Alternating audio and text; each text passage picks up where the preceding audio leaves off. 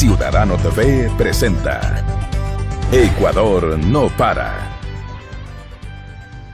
Como siempre le damos la más cordial bienvenida, amiga, amigo, en esta oportunidad al programa Ecuador no para, un programa producido por la Agencia de Noticias Andes, en donde abordamos temas de mucho interés, a una semana de que el gobierno del presidente Correa termine su gestión después de 10 años consecutivos, un gobierno que instauró y puso fin a justamente la inestabilidad política, así como a las medidas en contra de las medidas neoliberales y de la injerencia extranjera. En esta oportunidad vamos a hablar justamente del perfil del presidente Correa y de su gobierno en las políticas que tienen que ver con el exterior, lo que ha sucedido en los últimos años. Y para ello hemos invitado al analista internacional Mario Ramos, con quien dialogaremos sobre esta temática. Bienvenido, Mario, a nuestro espacio. Y quisiéramos iniciar este programa con un concepto general. ¿Qué ha significado para usted el gobierno del presidente Correa estos 10 años, repetimos, de estabilidad política y de asuntos fundamentales para el desarrollo del país? Gracias, Marco Antonio, por la invitación. A propósito de tu introducción, yo diría que uno de los logros y de los valores recuperados es justamente este valor de la soberanía, ¿sí? La soberanía, creo que un expresidente, creo que fue Gustavo Noboa, se burlaba de la soberanía y decía, ¿eso con qué se come? No le dio valor. No dio valor. Y la soberanía aparentemente es un tema intangible, pero es muy intangible. ¿Cuándo? Por ejemplo, cuando tú renegocias, por ejemplo, los contratos petroleros, por ejemplo. Cuando tú llevaste a cabo un proceso una estrategia interesante para librarnos de esa deuda ilegítima que se heredó, por ejemplo, ¿no? Son cosas que ya pasaron casi hace 8 o 10 años, ¿no?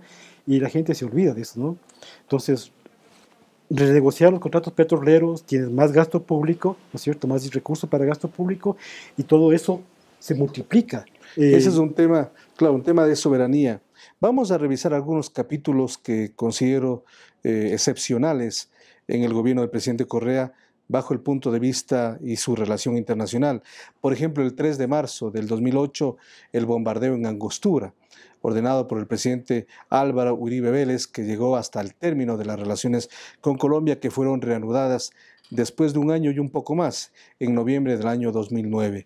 ¿Qué significó este golpe para el Ecuador, para América Latina, esta decisión que tomó el presidente Uribe de Colombia? Mira, el presidente Uribe tomó una decisión muy consciente y sabiendo las consecuencias internacionales que esa acción iba a tomar, ¿sí? Tenían muy ubicado al señor Reyes, ¿no? Y a pesar de todo el conflicto que se podía venir, él tomó la decisión de bombardear territorio ecuatoriano y violar nuestra soberanía. Entonces, en ese marco, podríamos decir que fue una de las primeras acciones desestabilizadoras que intentaron afectar al gobierno del presidente Correa, ¿no? Ellos no dimensionaron la reacción que tuvo el presidente Correa, ¿no?, de firme defensa de la soberanía. No se imaginaron esa reacción, que fue fuerte, ¿no? Se rompió relaciones, recordemos, con Colombia, ¿no? Y a partir de eso hubo varias consecuencias. Una de las más importantes es que se reestructuró el sistema de inteligencia. Es decir, no todo fue negativo. Es decir, obviamente condenable, negativo el bombardeo, pero a partir de eso las decisiones y medidas que tomó el gobierno, ¿qué significaron? Fueron muy importantes. Mira, hasta antes de Angostura, los sistemas de inteligencia, básicamente de la policía y de las Fuerzas Armadas, estaban, digamos, muy influidos por los Estados Unidos. De hecho, recordemos que prácticamente al presidente Correa no se le informó de ese hecho. Aunque se sabía, luego se supo en la investigación de ese hecho, la comisión que investigó ese hecho, se supo que ellos sí sabían qué iba a pasar. Bueno, fue una operación, digamos, especial, ¿no? Unos que sabían la institución, Fuerzas Armadas y la institución policía.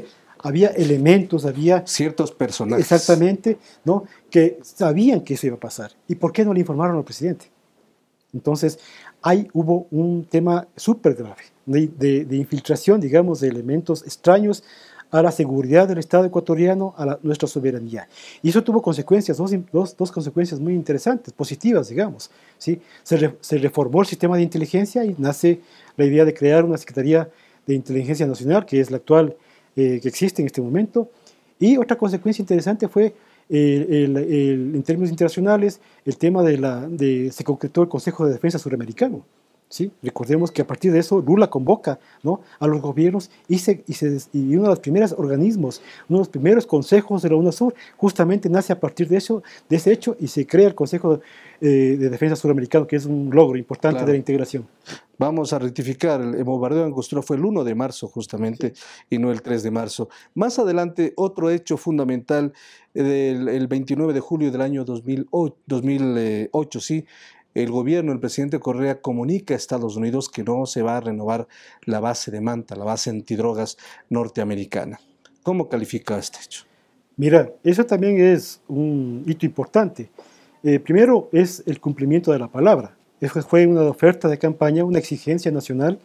Recordemos que... de varios grupos de izquierda que apoyaron inicialmente al gobierno. Exactamente, fue una oferta de campaña exigida por los sectores sociales y políticos que apoyaron la candidatura del presidente Correa, y él cumplió su palabra de que no se iba a renovar ese convenio. ¿Sí?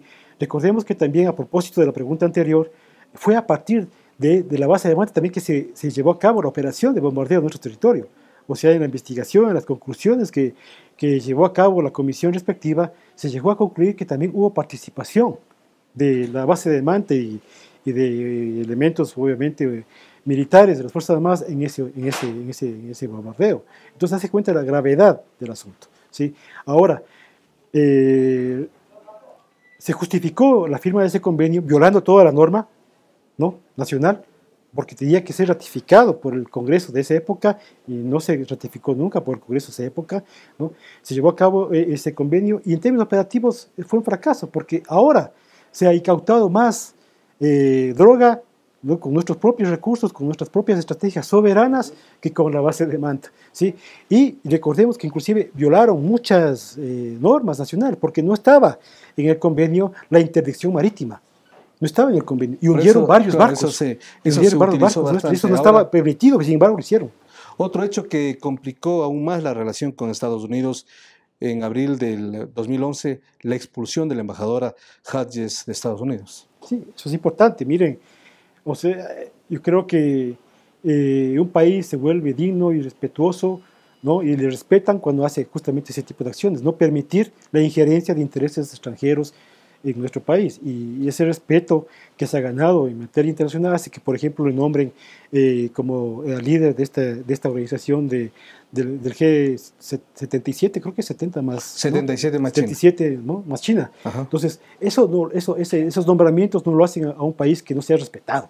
Entonces, todas las acciones de defensa de nuestra soberanía han logrado que el Ecuador gane una respetabilidad a nivel internacional y sea considerado para este tipo de cuestiones. Y una de las acciones justamente es exigir, a pesar de ser un país pequeño, ¿no es cierto?, exigir que se respete nuestra soberanía, nuestra dignidad como país, y una de las consecuencias fue la expulsión de esta embajadora por ingerir nuestros asuntos. Pese a que al frente estaba la primera potencia del mundo. Así es.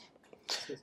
Otro hecho, agosto de 2012, Ecuador decide otorgar el asilo a Julian Assange, que ha sido perseguido por diferentes países del primer mundo. ¿Qué significó esto?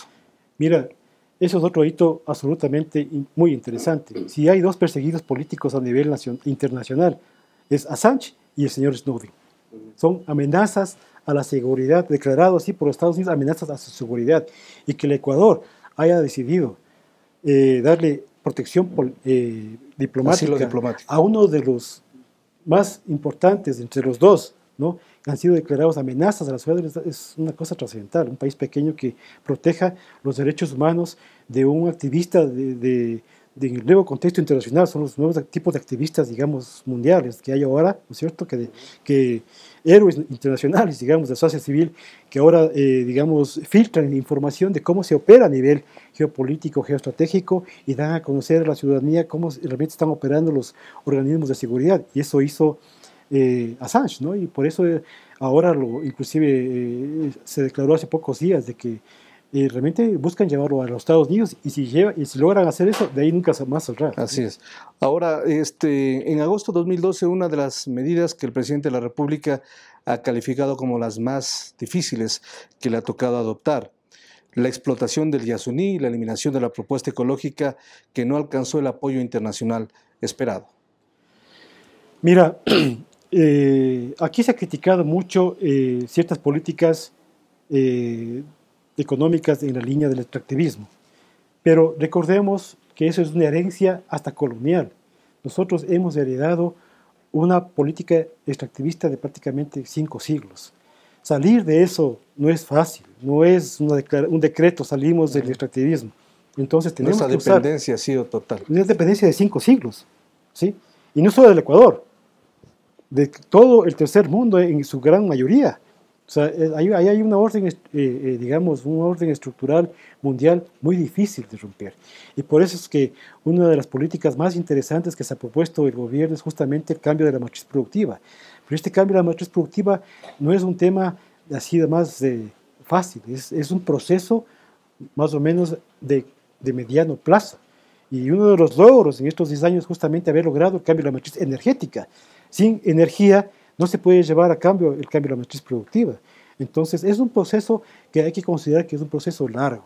No es tan fácil cambiar la forma de producir de un país que lo ha hecho durante 5 siglos, ¿no? Exportando materias primas, y no solo el Ecuador, sino casi toda América Latina, y cambiar eso. Eso va a tomar tiempo, pero se ha hecho esfuerzos en términos de leyes, en términos de política pública, y algo se ha conseguido. Por ejemplo, hace poco tiempo, anteayer, a propósito, salió la noticia de que el Ecuador por primera vez va a exportar barcos, ¿no?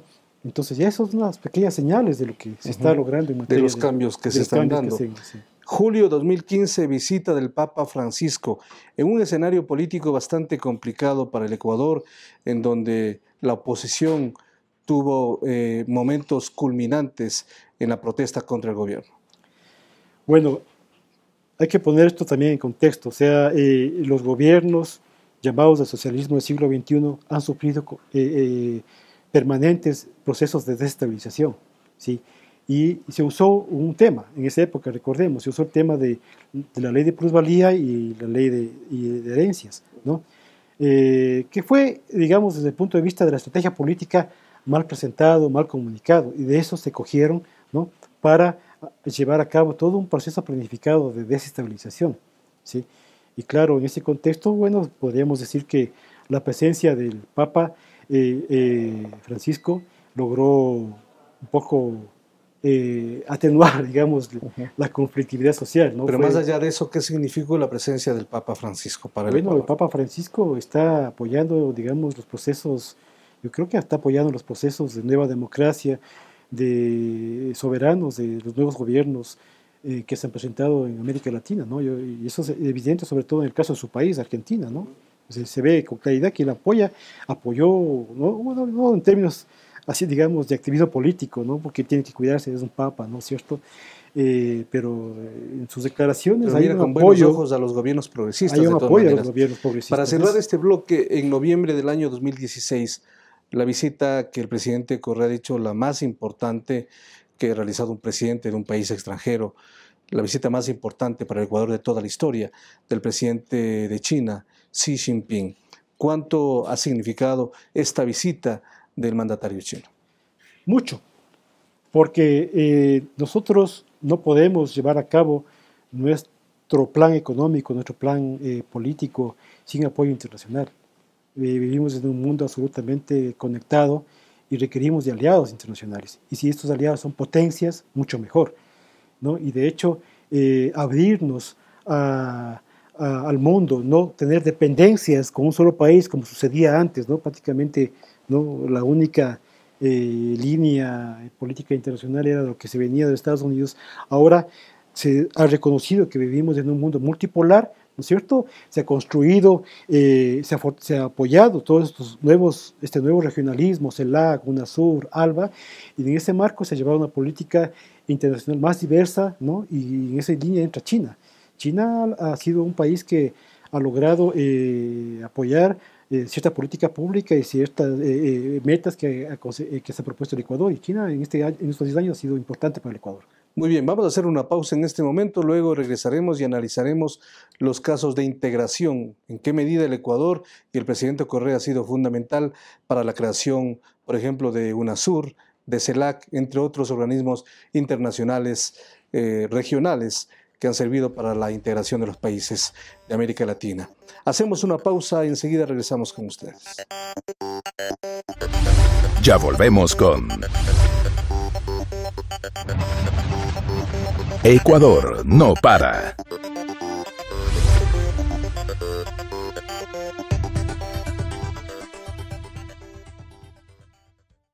Continuamos con Ecuador no para. Continuamos con este análisis tipo balance de la gestión del gobierno del presidente Correa después de estos 10 años, de esta década de estabilidad política y de grandes trazos en el tema internacional. Vamos a abordar ahora el asunto regional, la integración. ¿Qué ha significado para el Ecuador liderar algunos procesos? Y arranquemos por uno que es muy importante, fundamental, UNASUR. ¿Qué pasa con UNASUR en estos momentos y qué significó este empuje que dio Ecuador para el arranque de este proceso regional tan fundamental?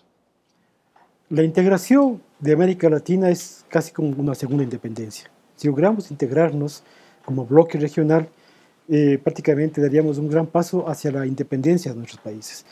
Esa es la dimensión de la importancia que tiene los nuevos... Pero que muchos no lo dan de esa manera. Exactamente. ¿Sí? La integración no debe estar en América Latina, sino con los países del norte o de Europa. Tan importante, por ejemplo, ahora que está coyuntural, vemos en el caso de Venezuela, la injerencia, ¿no?, de un organismo absolutamente controlado por los Estados Unidos, que es la OEA, para tratar de contribuir al plan de destruir la democracia venezolana y destruir la soberanía venezolana.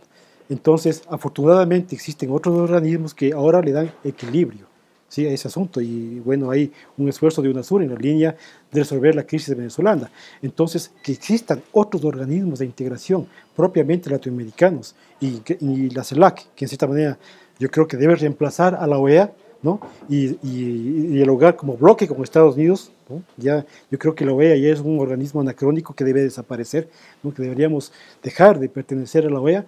Entonces, en ese sentido, el apoyo del Ecuador a estos nuevos organismos regionales ha sido vital para el país. Pero está viviendo o están viviendo horas bajas, digamos, momentos complicados, la integración, justamente porque dos países que son tremendamente fundamentales, como son Brasil y Argentina, tienen otro tipo de gobiernos de derecha y que no le dan justamente la importancia a esta integración regional como lo hicieron sus antecesores. Claro, es que la política internacional básicamente está dictada por los presidentes de la República, y en ese marco, si tenemos presidentes sometidos a la dictámenes de los Estados Unidos, obviamente eso se ve afectado, pero no es eterno.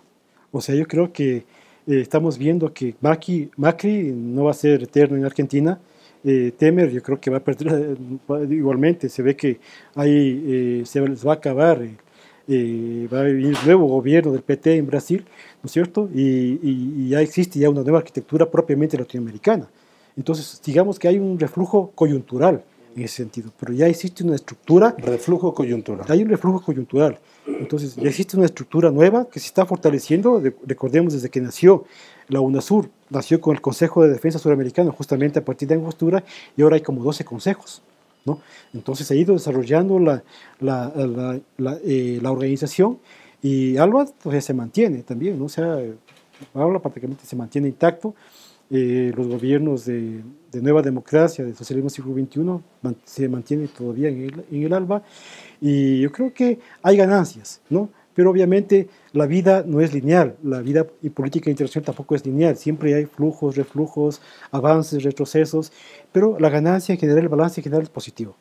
En este contexto también, ¿qué significa la Comunidad Andina de Naciones, de los países de este lado del sur? ¿Qué significa también Mercosur? ¿Y qué significa la Alianza para el Pacífico de los países más poderosos de América del Sur? Bueno, la Alianza del Pacífico justamente fue creada para hacerle contrapeso a estas nuevas estructuras latinoamericanas, ¿no? UNASUR, CELAC y ALBA. a los países progresistas. Exactamente, porque si vemos, esto fue conformado por México, por Chile, por Perú, y se me escapa por ahí otro país. Entonces, fue para hacer contrapesos geopolíticos, ¿sí? Y el tema de Mercosur, y el tema yo creo que obviamente también está en un reflujo por los gobiernos que tienen al frente. Pero esto no es para mí, es coyuntural, yo creo que no va a ser una cuestión estructural. Uno de los pasivos en esta unidad, en este concepto regional, el Banco del Sur, el mismo presidente de la República, en uno de sus últimos discursos, manifestó que no se hizo mucho, que no se avanzó como se hubiese querido la creación, el fortalecimiento del Banco del Sur. Que nosotros tengamos nuestros propios organismos financieros, creamos nuestra propia arquitectura financiera es importante, y uno de los objetivos que no se logró cumplir en este periodo y que lastimosamente también los gobiernos progresistas no pudieron llevar a cabo es justamente el Banco del Sur. Llevar a cabo una nueva arquitectura financiera es vital porque estamos al frente de un capitalismo salvaje, ¿sí? Y uno de los logros del gobierno del presidente Correa es haber salido de ese capitalismo salvaje, haber dejado atrás el neoliberalismo y generar un nuevo tipo digamos, de una economía mucho más autónoma, mucho más controlada por los factores de poder internos, ¿sí? Y no tanto por factores de poder externos. Y claro, una de las ideas que tenían todos los gobiernos progresistas de esa época era el Banco del Sur, pero lograron boicotearlo.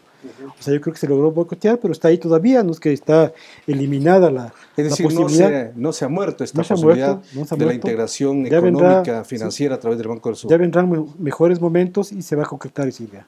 Hay otro criterio que Ecuador ha llevado a los foros internacionales, especialmente a la Organización de Naciones Unidas, a través de sus representantes en Nueva York y en Ginebra, y tiene que ver con este tratado vinculante que sancione a las transnacionales que vulneren los derechos humanos. Parece que es un concepto que no ha avanzado mucho, pero que está allí, que Ecuador lo está empujando. Cuando hablamos de transnacionales, estamos hablando de los verdaderos poderes fácticos a nivel mundial, ¿sí? No es fácil eso, ¿no? No es fácil lograr que se vinculen todas las violaciones de derechos humanos que realizan las transnacionales en este tipo de tratados. Es muy difícil. Pero está planteada la lucha y yo creo que hay que tener constancia, ¿no? Eso también depende de una correlación de fuerzas a nivel internacional de gobiernos que impulsen esto. Si hay un gobierno, por ejemplo, que apoya a Monsanto, obviamente un gobierno norteamericano no va a dar paso a eso, ¿no es cierto? Por ejemplo, o X transnacional. Entonces también depende de la correlación de fuerzas que se dé a nivel internacional, ¿no? Si hay países que puedan, de hecho el Ecuador está apoyando esto porque tiene una visión mucho más autónoma, más independiente, más soberana. Entonces, pero hay gobiernos norteamericanos que están completamente sometidos a las políticas de las transnacionales. Y Ecuador tiene experiencias en su lucha permanente contra transnacionales, por ejemplo, como Chevron, que en su momento fue Texaco. ¿Es una batalla perdida? ¿Qué se debería insistir en este tema de Chevron que en los diferentes tribunales internacionales se lo está analizando? A ver, en términos jurídicos, no está todavía perdida la batalla. O sea, se sabía desde el principio que es una batalla larga, pero en términos éticos creo que se ha ganado la batalla, ¿sí? Y está claro que lo que hizo Chevron ahí fue un crimen de lesa naturaleza, ¿sí? Inclusive más grave que derrames petroleros, como por ejemplo el que se dio en el Golfo de México, ¿sí? O en Alaska. Fue realmente muy grave. Entonces yo creo que la batalla ética la ganó el Ecuador, ¿no? Pero obviamente el tema jurídico es complicado. ¿Por qué? Porque ellos controlan muchos de estos organismos que ellos mismos crearon para proteger a las transnacionales, ¿sí? Y tiene mucho poder de influencia. Estamos viendo que económica en y por estos supuesto días se logró denunciar los tratados bilaterales de inversión, ¿sí? Que básicamente favorecían a las transnacionales, y por eso, por la existencia de estos tratados que firmaron gobiernos de entreguistas, se tuvo que pagar a la OXI más de $1.000 millones, ¿sí? Entonces, hay un contexto, una arquitectura también internacional que favorece, ¿no? Jurídicamente a estos grupos transnacionales, y yo creo que tarde o temprano la constancia vence lo que la dicha no alcanza, y hay que persistir en esa lucha. A propósito de los tratados bilaterales de inversión TBI que fueron denunciados por Ecuador y que fueron ya analizados y rechazados, aprobados por parte de la Asamblea Nacional, se dice que esto va a afectar muchísimo la inversión y que por poco se le va a considerar al país como un paria. Mira, ese es el discurso para justificar unos tratados que ya en los hechos empíricos, ¿no? Se firmaron muchos y no vino la famosa inversión extranjera, ¿sí? Yo creo que eso fue simplemente una medida entreguista, ¿no? De los gobiernos y de los intereses que estuvieron atrás de la firma de esos tratados bilaterales, que se están denunciando además en todo el mundo, ¿sí? Porque han demostrado que favorecen más solo a las transnacionales, no favorecen a los intereses nacionales de los países. La India, A los tengo estados entendido, no se favorece. a los estados. La India, tengo entendido, también ya acaba de denunciar esos tratados, y el Ecuador está a la vanguardia de ese tema, y pues, yo creo que es un gran logro también del gobierno del presidente Correa este hecho. Otro tema importante fue que Ecuador, del 17 al 20 de octubre, fue sede del año anterior de Hábitat 3, donde participaron diferentes países para buscar la agenda de las ciudades en el mundo. ¿Cuánto puede aportar Ecuador? ¿Qué significó para el país ser la sede de este evento? Bueno, que un país sea la sede de un evento que se da cada 10 años, creo. 20 años, cada 20 años, ¿no? Eso te simboliza el respeto que tiene el Ecuador en materia internacional, ¿no? Que es un país que ha logrado rescatar su soberanía, su dignidad, tiene fuerte presencia internacional y por eso es respetado, y por eso se logró que un evento que se hace cada 20 años se realice aquí en el Ecuador. Ese evento es importante porque prácticamente la población mundial se concentra en las ciudades, ¿sí? Y que se dicten políticas, se dicten orientaciones, se dicten las filosofías que pueden guiar a llevar un hábitat mejor, ¿no es cierto? Eso es interesante que el Ecuador haya sido sede de ese evento, y eso gracias a la respetabilidad que hemos logrado como país. A propósito del tema anterior, los países que conforman la Alianza del Pacífico son Colombia, Chile, Perú y México, porque fue un tema que quedó pendiente. Ecuador también lidera la lucha contra los paraísos fiscales. No solamente fue una declaración de principios del presidente de la República o de su gobierno, sino que la ciudadanía, a través de las urnas, apoyó mayoritariamente este aspecto para que los políticos, los dignatarios, los funcionarios públicos no tengan cuentas en paraísos fiscales mientras ejercen su cargo. ¿Qué significa esto y cuánto impacto tiene para la comunidad internacional? Es una lucha vital. ¿Por qué? Porque mucha riqueza que se genera en los países se esconde en los paraísos fiscales, ¿sí? Y lo que hace es que evaden impuestos. Y vos con los impuestos generas política pública, financias salud, financias educación, financias muchas cosas. Entonces, si se esconde la riqueza que tú generas en un país y no pagas impuestos, a pesar de que usaste sus carreteras, sus profesionales, sus médicos, sus profesores, etcétera, etcétera, y escondes esa riqueza y no pagas impuestos usando esa infraestructura nacional, eso es un, digamos, por lo menos un delito ético, ¿sí? ¿No? Generar riqueza en el país y llevar a otro lado y no pagar impuestos. Entonces, esos impuestos que se evaden afectan al bolsillo de cada ciudadano, y que el Ecuador haya planteado esta lucha es algo que realmente le posiciona a nivel mundial. Yo creo que es una cosa realmente muy importante, y que el pueblo ecuatoriano haya balizado con su voto, ¿no? Que por lo menos los funcionarios públicos estén prohibidos de tener cuentas de paraísos fiscales es un gran logro de jurídico y ético y político de nuestro país. Para cerrar esta primera parte, Mario, quisiera su criterio respecto a la figura del presidente Rafael Correa. ¿Cuánto representa para el Ecuador, para América Latina, para el mundo, para la historia del país estos 10 años de su gestión? Mira, este ha sido un proceso complejo, ¿sí? No se puede analizar en pocos minutos, no se puede decir blanco o negro, o sea, hay un espectro de situaciones, ¿sí? No se puede tener una visión unidimensional, sino, insisto, multidimensional. Es un proceso complejo porque estamos también insertos en una situación compleja a nivel internacional. Pero el hecho de que el pueblo ecuatoriano haya balizado en 14 elecciones, ¿sí? En triunfos electorales, eso dice algo, ¿no? Que yo creo que el presidente Correa pasará a la historia porque cumplió su palabra, no traicionó al pueblo ecuatoriano, hizo transformaciones vitales, y eso en los hechos empíricos está, el apoyo en 14 elecciones. Entonces yo creo que resumir en pocos segundos los logros en ese sentido es difícil, pero yo creo que es un hecho realmente trascendental la presencia del presidente Correa y creo que mucha gente lo va a extrañar. Muy gentil, Mario, por acompañarnos en esta oportunidad. Gracias, Marco Antonio. Hemos conversado con Mario Ramos, analista de temas internacionales. Hemos hecho una revisión justamente de la gestión del presidente Correa y de su gobierno en estos 10 años, cuando estamos apenas ya a una semana del fin de su mandato. Después de la pausa dialogaremos con Víctor Hugo Villacrés, economista. Él nos hablará sobre todo los temas económicos y la relación que ha tenido adelante el gobierno nacional en estos 10 años. Enseguida retornamos con ustedes. Ya volvemos con Ecuador no para.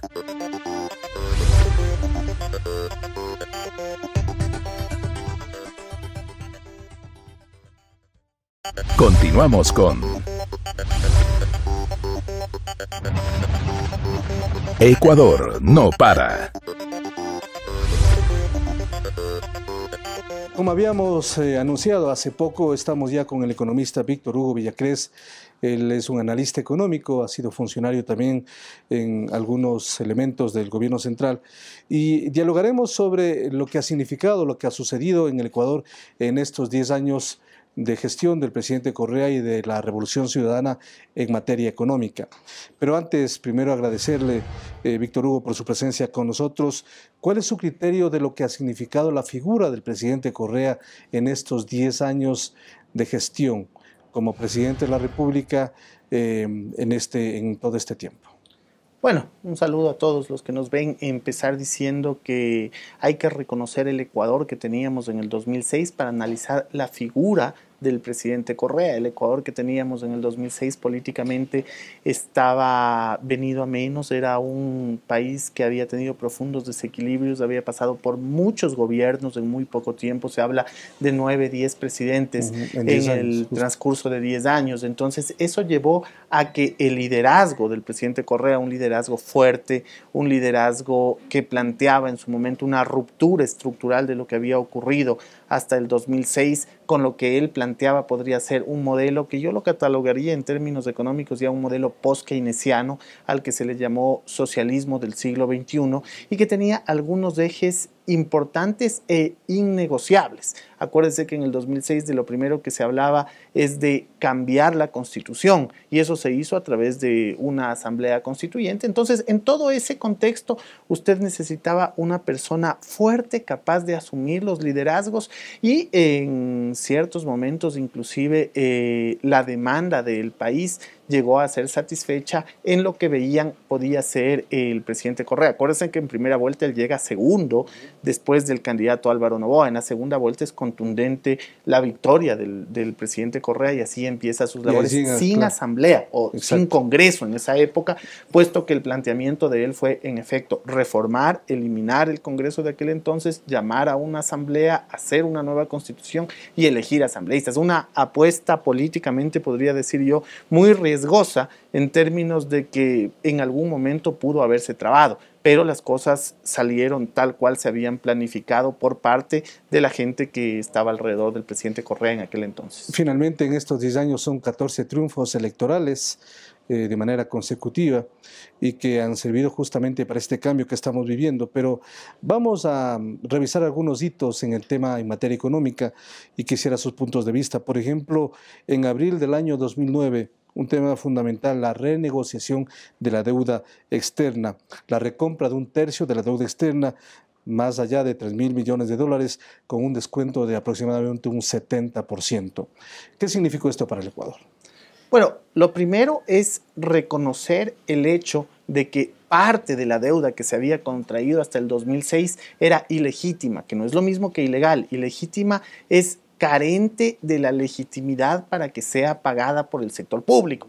Y mucha de esa deuda, por ejemplo, proviene del congelamiento bancario. Hablo de 1999, cuando a través de los salvatajes el Banco Central entregó ingentes cantidades de dinero a muchos de los bancos que estaban dentro del sistema financiero nacional en aquel entonces. Hablo de la subprivatización en 1981, cuando las empresas privadas no pudieron pagar sus deudas contraídas con el extranjero y el Estado lo que hizo es asumir la deuda deuda en dólares y cobrar acá la deuda en sucres. Pero claro, los sucres se devaluaron y finalmente lo que se acabó pagando es la centésima parte de lo que realmente era la deuda. ¿Cuánto perdió el Estado en esa operación? Mire, entre las dos operaciones hablamos de más de 8.000 millones de dólares, entre las dos operaciones del congelamiento bancario, la securitización de la deuda y posteriormente muchos otros temas que ocurrieron. Esto llevó a quienes habían hecho un estudio de la deuda, entre los que podríamos mencionar, por ejemplo, Alberto Acosta, que hablaba de la deuda eterna, el mismo Rafael Correa, que tenía algunas presentaciones económicas sobre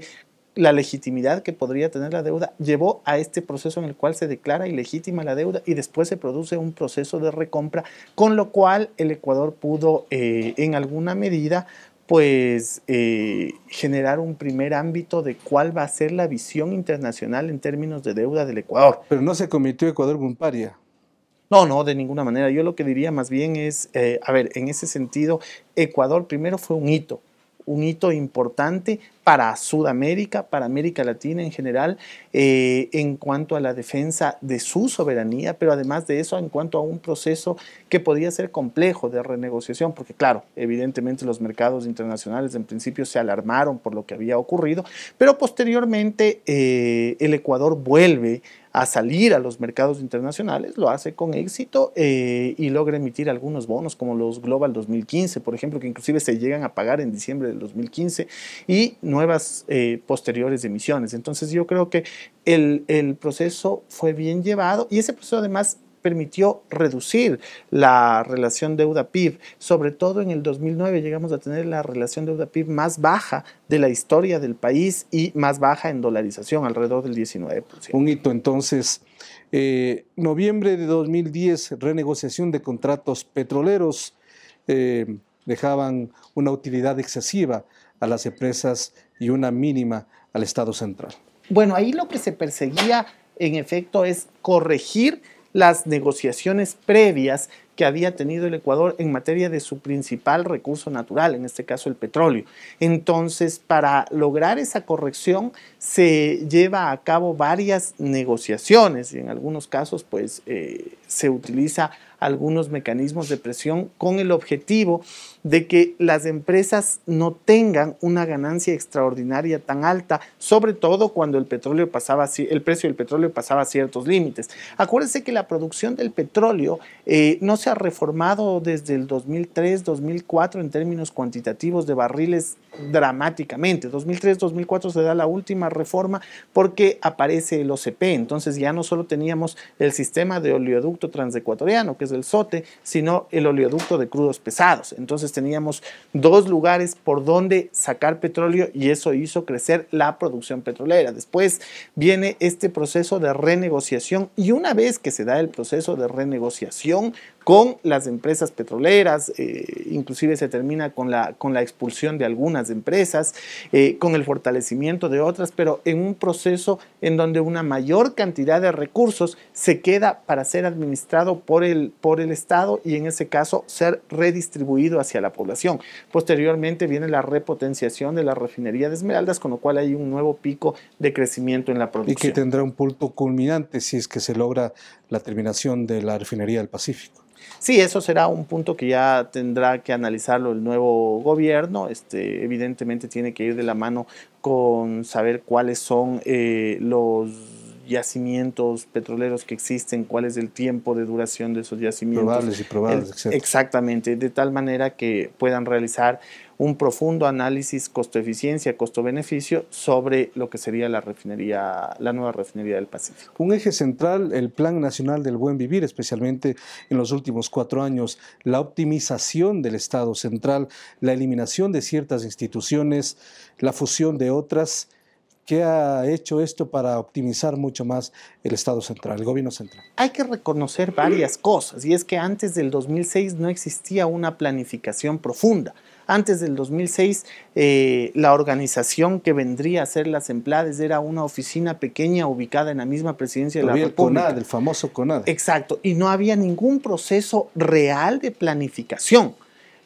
El quiebre que se da a partir del 2007 y que genera importancia es la estructura de Semplades, que primero, a través de códigos como, por ejemplo, el Código Monetario Financiero, a través de lo que se hace con el COTAD para los gobiernos autónomos descentralizados, se genera un proceso de transformación en términos de planificación, la planificación articulada al gasto.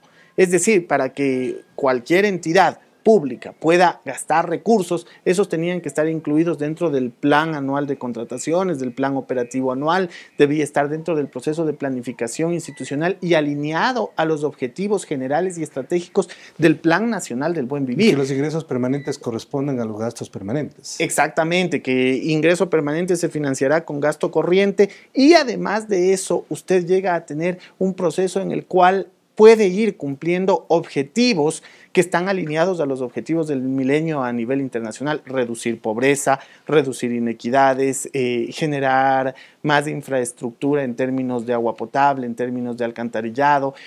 Todo eso va de la mano, alcanzar mayores niveles de educación en la ciudadanía, reducir enfermedades, reducir mortalidad materna, sobre todo materno-infantil. Entonces, todo ese tipo de grandes indicadores que se miden a nivel internacional estaban dentro de la planificación en lo que sería el Plan Nacional y se articulaba a la planificación de las diferentes instituciones y finalmente el gasto o inversión iba articulado a eso. Hay que ver también algunas reformas institucionales. Brevemente, por ejemplo, la banca de desarrollo. Si usted piensa en la banca de desarrollo al 2006-2007, usted tenía el Banco Ecuatoriano de la Vivienda, el Instituto Ecuatoriano de Crédito Educativo, la Corporación Financiera Nacional, el Banco del Estado, y tenía instituciones que después fueron sustituidas por Nacional de Fomento. El Banco Nacional de Fomento, que después sería sustituido por Ban Ecuador, el Banco del Estado por el Banco de Desarrollo del Ecuador y la Corporación Financiera Nacional por la CFNBP.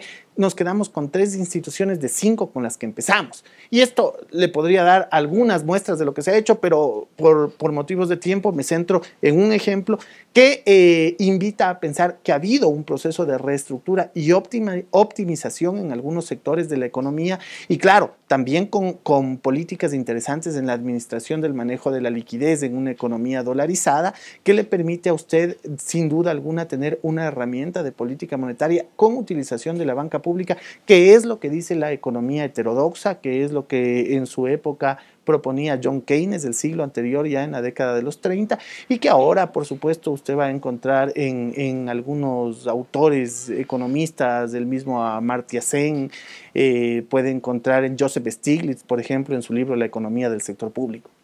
Y justamente una respuesta a todo esto es que el gobierno con su rostro social ha logrado, usted ya lo ha mencionado, disminuir la pobreza, una mayor y amplísima cobertura en la seguridad social y obviamente la transformación en salud y educación que ha sido vital. Yo creo que se han logrado muchas cosas. Evidentemente, el Ecuador es un país que constantemente está en construcción y hay nuevos objetivos que se debe plantear el nuevo gobierno, pero no podemos dejar de reconocer en qué se ha avanzado y se ha avanzado de una manera muy interesante. Primero, se ha pagado la deuda histórica que existía en materia de salud, en materia de educación, la construcción de nuevos hospitales, de escuelas del milenio, que permiten sobre todo que la gente pueda alcanzar esa educación primaria y hasta el nivel secundario, que es lo más importante dentro de una sociedad. Posteriormente, usted tiene, en efecto, en términos de derechos laborales, muchas garantías que se han logrado y esas garantías han permitido, entre otras cosas, la afiliación de la gente a la seguridad social. Muchas veces nos olvidamos que antes del 2006 la empleada doméstica era tratada todavía como esclava y que tenía que trabajar en algunos hogares de lunes a domingo 24/7. Entonces eso cambió y ahora tiene gente, se dignificó el trabajo de las empleadas domésticas, ahora esa gente trabaja 40 horas a la semana, está afiliada a la seguridad social, tiene 13º, tiene 14º sueldo. Entonces hubo una transformación en la parte de los derechos del trabajador. El salario básico unificado cambió, pasó actualmente a $375 de alrededor de $170 en el que estaba en el 2007, pero eso no es lo principal, porque eso podría ser solo cuantitativo y podrían decir, sí, el costo de la vida también se ha elevado, pero cuando usted analiza la brecha que tiene el salario, la que tenía en el 2007 con la canasta básica y vital, era alta, era al menos de 100, 120 dólares. Actualmente no existe esa brecha con la canasta vital, y con la canasta básica se corrigió cuando subió a 375 dólares el 1 de enero de este año. Entonces, esos son hitos que permiten mejorar la calidad de vida de la gente, y después pues también sin duda alguna mitigar y reducir otros indicadores, por ejemplo mitigar pobreza en el caso del bono de desarrollo humano, y reducir pobreza con todas las políticas estructurales que se han ido implementando en los ámbitos en los que hemos mencionado. Vamos a hacer una pausa en este momento. Estamos con Víctor Hugo Villacrés, analista económico, haciendo un repaso muy rápido de lo que han significado las políticas económicas de la gestión del gobierno del presidente Correa en estos 10 años, que ya culminan justamente en una semana. Enseguida retornamos con ustedes. Ya volvemos con Ecuador no para.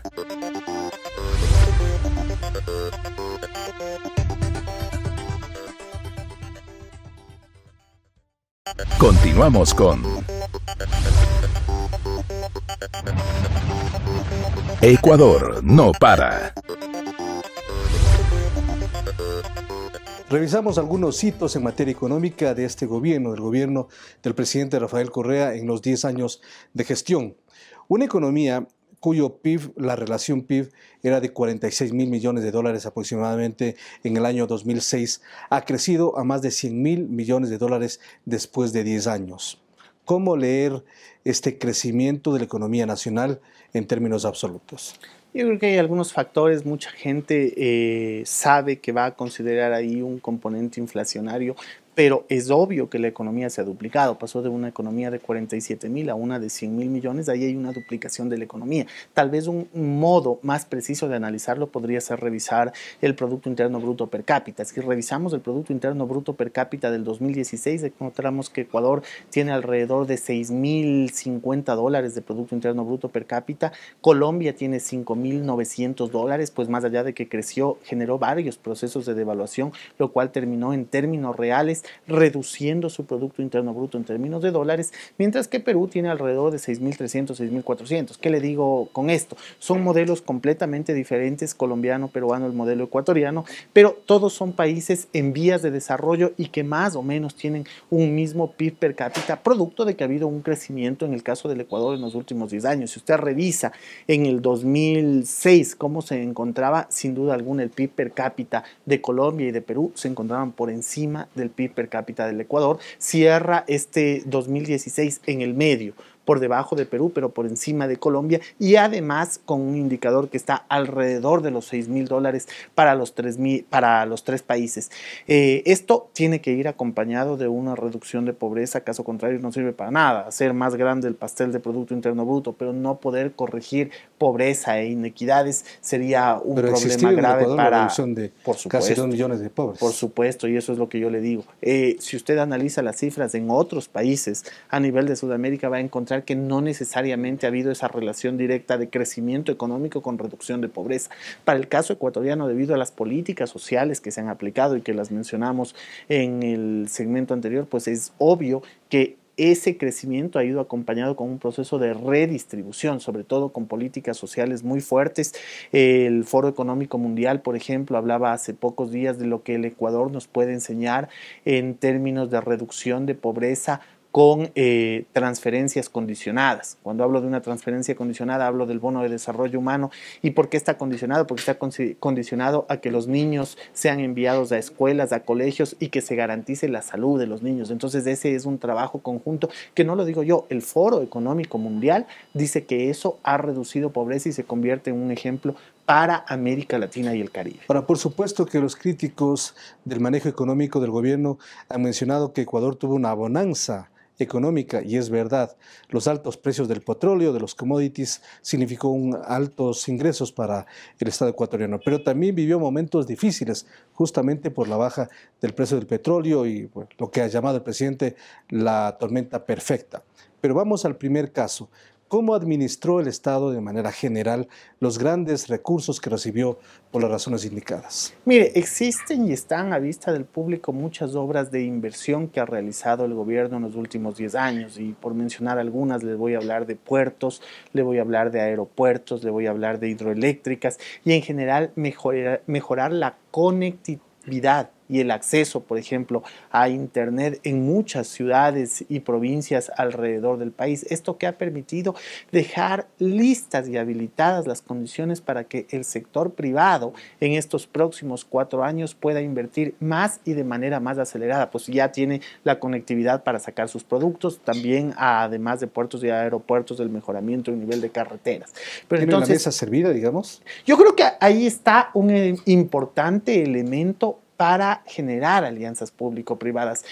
El país está en construcción y necesariamente hay cosas que se quedan en el camino y que deberán hacerse por parte del nuevo gobierno. Pero es obvio que hubo un proceso de ahorro y ese proceso de ahorro de los recursos que hubo entre el 2007 y el 2017 permitieron la inversión. Adicionalmente, probablemente se contrajo cierto endeudamiento, sobre todo para el tema de la magnitud de las inversiones de las hidroeléctricas. Pero es importante analizar que parte de esos ingresos que se han generado por parte del petróleo entre el 2007 y el 2017 sirvieron como ahorro a través de inversión. ¿Por qué? Porque usted puede tener el ahorro en un banco debajo del colchón o puede tener en un activo productivo. En el caso del Ecuador, a través de lo que acabamos de mencionar, hidroeléctricas, puertos, aeropuertos, todo el proceso de conectividad, está en activos productivos y está listo para que el sector privado sea el dinamizador del crecimiento económico durante los próximos 4 años. El presidente lo ha dicho, la mejor inversión, el mejor ahorro es la inversión. Eso lo ha mencionado de manera permanente. Y es que además macroeconómicamente, más allá de quien lo pueda decir, el Producto Interno Bruto es la suma de consumo, inversión, gasto y balanza comercial, y todo el ahorro que pueda resultar finalmente acaba teniendo una equivalencia, una ecuación que dice que el ahorro será igual a la inversión. Eso dice el libro básico de economía de cualquier universidad del mundo. Entonces, una manera de tener el ahorro es en activos productivos, en inversión. Y después no hemos estado exentos de crisis. Yo hablaría de 2 crisis o recesiones que se generaron a nivel internacional. La primera recesión a nivel internacional, 2008-2009, la de los Estados Unidos con el tema inmobiliario y de las hipotecas, la crisis subprime, que la llamaron los norteamericanos, y que generó coletazos en todas las economías internacionales, dado que Estados Unidos es socio comercial de muchos países, entre ellos el caso ecuatoriano, y la segunda, la reducción de precios de los commodities en el 2014-2015, especialmente el tema del precio del petróleo, lo cual obligó a tener varios ajustes en términos de inversión y por supuesto también a contraer nuevamente deuda, porque la única manera de poder salir adelante en un proceso de recesión era con una política contracíclica por parte del gobierno, porque dicho sea de paso, nuevamente lo dice John Keynes en la década de los 30 en la crisis de los Estados Unidos, no lo digo yo, en época de recesión el gobierno a través de la banca pública deberá ser un motor de crecimiento para poder cambiar la posición del ciclo una vez que usted llega a la cima y alcanzar nuevamente un periodo de expansión que en algún momento podría llegar a la tendencia del crecimiento económico. Pero eso no es posible sin una fuerte inversión del sector privado. No es posible pasar todos estos problemas en la economía sin que el Estado, por ejemplo, asuma deuda para evitar o mitigar el efecto sobre la ciudadanía. Pero ha sido también muy criticado en el sentido del endeudamiento y sobre todo con China. Es lo que mencionan quienes se oponen al gobierno, el demasiado endeudamiento del gobierno y la vinculación excesiva con China. Usted tenía 2 elementos, un paquetazo para la ciudadanía o contratar deuda y generar una política contracíclica. En este gobierno optaron por la segunda variable, es decir, contratar deuda. Sí, evidentemente la deuda al 2014 se encontraba alrededor, o al 2014 se encontraba en el 29%, sale el 2016 o termina el 2016 con el 39% la deuda no consolidada. Entonces uno podría decir, sí, se contrataron como 9 puntos de deuda, sí, pero se evitó un paquetazo, se evitó que los más pobres terminen pagando un problema internacional que también afectó a la economía ecuatoriana. Claro que sí, es innegable eso. No creo que ningún economista puede decir que el Ecuador pasó tranquilamente la baja en los precios de los commodities. Yo creo que la buena noticia es que el Ecuador se está recuperando, que estamos en la parte positiva del ciclo, que deberíamos trabajar más para llegar al crecimiento al menos tendencial, y sería mejor superar ese crecimiento tendencial, y más allá de eso, que dentro de los retos que tendrá el nuevo gobierno, sin duda alguna será uno de ellos, o el principal, renegociar la deuda. ¿Por qué? Porque el Ecuador ahora sí está en posibilidades, está en los mercados internacionales, es decir, puede emitir bonos, exactamente, puede presentarse a multilaterales y puede inclusive volverse a sentar con los bilaterales. En el caso de China, se puede sentar con China, y si China no acepta las condiciones que nosotros necesitamos para un crecimiento sostenido, que sería un endeudamiento a mucho más amplio plazo y con menores tasas de interés, pues se puede repagar eso con endeudamiento en otros lados. Se puede acudir a multilaterales, se puede emitir bonos, se puede vender parte de las acciones de las empresas que el Ecuador ha generado en estos 10 años. Dentro de ellas, por ejemplo, está Banco del Pacífico, está CNT, parte de las mismas hidroeléctricas. Una sopladora que se ha mencionado. Ahora, el gobierno y el presidente han mencionado reiteradamente que se perdió más de 10.000 millones de dólares justamente por la caída de los commodities, y a eso se incrementó mucho más con los 3.000 millones de dólares del terremoto que se produjo el año anterior en Manabí y Esmeraldas. Sin embargo, organismos internacionales, y hasta hace poco, Yanis Varoufakis, quien ha sido uno de los intelectuales economistas griegos que llevó adelante esta tarea de enfrentar a la troika y al neoliberalismo mundial, y que por ahora no funcionó, ha reconocido justamente el buen manejo de la economía del gobierno nacional del presidente Correa.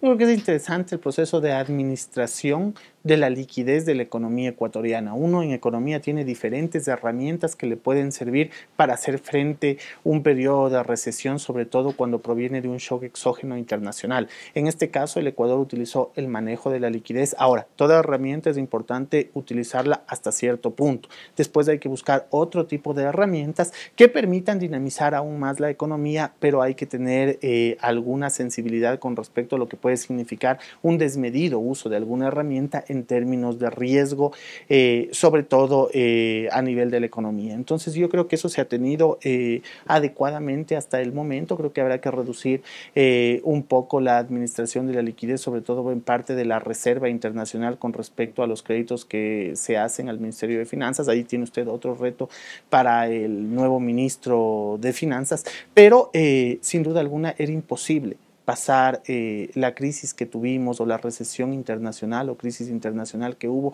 sin que al Ecuador le llegue un coletazo que llegaría a generar por lo menos una recesión.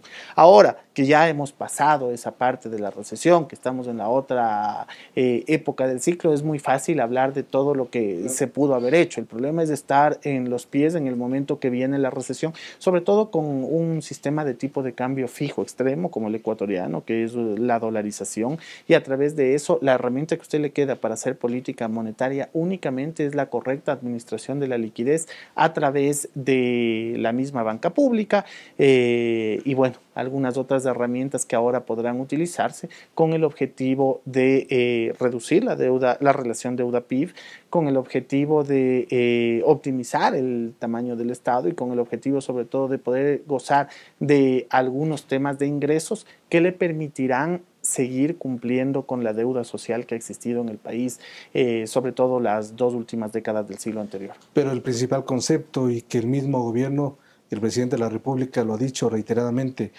o los fondos mantenemos guardados para una eventualidad, o invertimos y ahorramos para lo que va a venir más adelante. Está claro, son dos modelos completamente diferentes. El uno es ahorrar dinero bajo el colchón o en una cuenta en la posibilidad de que vengan vacas flacas, y el otro modelo es poner a trabajar ese dinero que es público y es de todos los ecuatorianos en inversiones para los mismos ecuatorianos. Y entonces esas inversiones van a permitir dinamizar la economía desde el sector público, pero también generar, como de hecho pasó, todas las herramientas básicas o generar los pilares fundamentales para que nueva inversión de carácter privado llegue al país o se establezca si es de carácter local. Entonces hay que entender las diferentes fases de la economía. Uno quisiera corregir todos los desequilibrios que pueden generarse en el corto plazo y ya trabajar con una economía equilibrada. Pero eso no sucede en Sudamérica, no sucede en América Latina. Usted revise la relación deuda-PIB de Sudamérica. Todo país de Sudamérica está endeudado en mayor o menor medida. Nosotros estaremos por ahí por el promedio. Y cuando usted revisa los déficits fiscales, también va a encontrar que todos los países de Sudamérica tienen un déficit fiscal. ¿Qué quiere decir? Que están invirtiendo.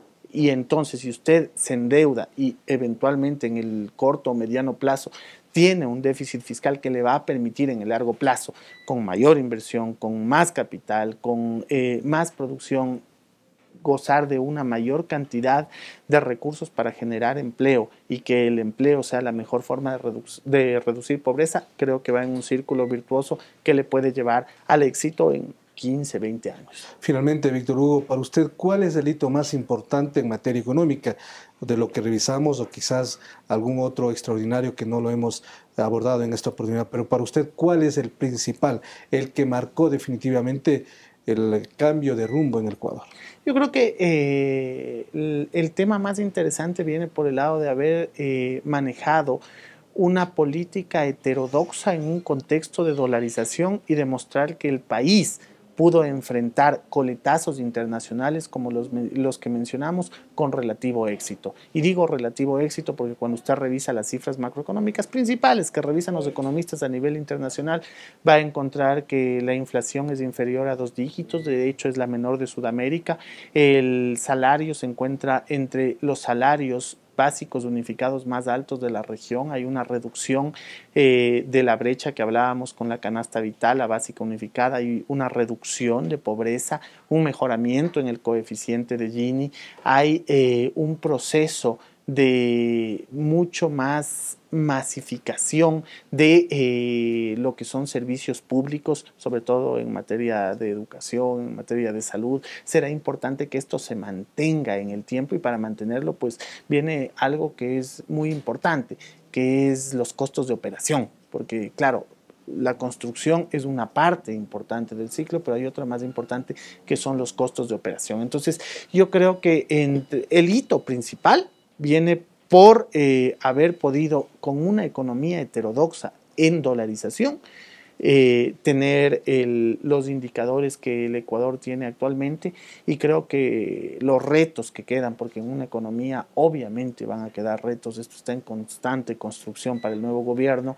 Hemos hablado ya del tema de renegociación de la deuda, hemos hablado de un nuevo tema de optimización del tamaño del Estado, porque estamos en un momento diferente al del 2006, entonces necesitamos otro tipo de herramientas. Adicionalmente a eso, seguramente debe pensarse en las pensiones de aquellos que están afiliados a la Seguridad Social, porque hubo este proceso, como usted decía, de duplicación del número de afiliados, pero ellos algún día van a ser jubilados. Entonces hay que empezar a pensar cuán sostenible va a llegar a ser el seguro de invalidez, vejez y muerte en el largo plazo, y esos son retos, al menos de los principales, que quedan en manos del nuevo gobierno y que sin duda alguna marcarán el eje de discusión los próximos años. Muy gentil, Víctor Hugo, por acompañarnos en esta oportunidad. Víctor Hugo Villacrés nos acompañó en esta oportunidad. Hemos hecho una evaluación de la gestión económica del gobierno nacional. En la primera parte hablamos del tema internacional con Mario Ramos. Vamos a seguir conversando sobre estos temas porque, como habíamos dicho, estamos apenas a una semana del fin del gobierno del presidente Correa y de estos 10 años de gestión. Gracias, como siempre, por su atención. Volveremos en una próxima oportunidad. Felicidades.